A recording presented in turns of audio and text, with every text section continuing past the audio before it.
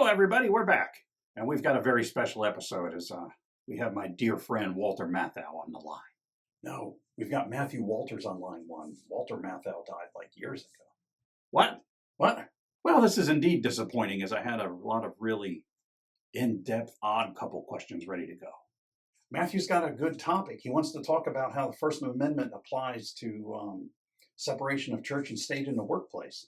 I remember one time it was myself, Cloris Leachman, Walter Matthau, and Farrah Faucet headed out for a business dinner. You can call it a tax write-off if you'd like. So you don't want to talk to Matthew on line one? Tell him to call back another week when his subject matter more matches our, let's say, our agreed-upon topic of discussion. This episode's topic is the First Amendment. So Matthau and I hit the restaurant first, followed closely by Cloris and Farrah. They were driving I think they were in a Ferrari, if I remember correctly. Okay. So anyway, it was this great Mexican place. I love good Mexican food. You and me both. This place had this awesome, almost like picnic table type of setup. So it was me, and then Cloris was sitting next to me. Matthau was in front of me, and Farrah was across from Cloris. So that place is Farrah sitting next to Matthau. Correct. The ladies each ordered kind of a taco salad thing, which I got to admit was pretty tempting. It was pretty good. But I wound up going with the street corn and taco platter. It was delicious. Matthau went another route. He went with the bean burrito platter. Double portion with extra bean, extra chives, and extra red onion. Uh-oh. Uh-oh is right. Did it, what I can only call, activate on him later that evening? That evening, Mick? I'll have you know, it activated, as you so succinctly put it, when we were still sitting at the table. On a 1 to 10 scale, how bad was it?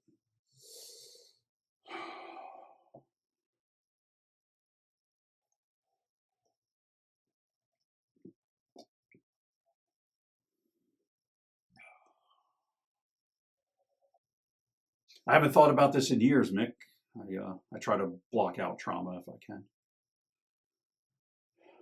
At this point in the evening, Cloris had already headed out to the parking lot. She had to call her agent. Back in those days, the payphone was the only option. Just left the three of us back at the table. Walter mentioned how delicious the meal had been, but he said the pinto beans had begun to repeat on him. Now, Farrah, being the dear, sweet woman that she was, she had leaned over and begun to dig through her purse to see if she had any Pepto or antacids for him. Sad part was she was facing toward Matthau at this point. Oh, dear Lord, no. Oh, God, yes, Mick. Matthau at this point had apparently realized his right shoe was untied, which led him to lean over in the direction opposite of Farrah. I mean to tell you, the millisecond his fingers touched those laces. The sound, Mick, the sound. It was like someone was dragging a heavy dresser across a hard wooden floor.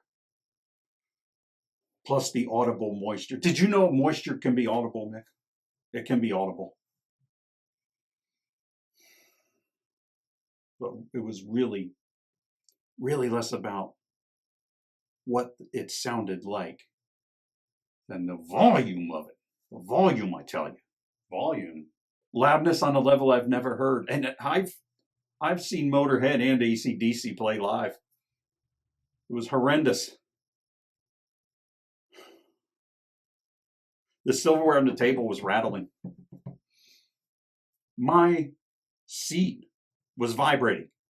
Now, keep in mind, this is a picnic table setup, so I'm not even on the same bench that they were. How did Farrah react? Screaming. I have heard 3 screams in my life that have made my blood run cold. The first was when that young kid in Nam took that shrapnel hit. He was screaming for his mother. I thought you went there in 2016 to look at a condo. I said what I said. 2, the time at that Arthur Treacher's on the Jersey Turnpike when my grandfather was rushing to get out of the bathroom and had what was forever known after that as the zipper incident.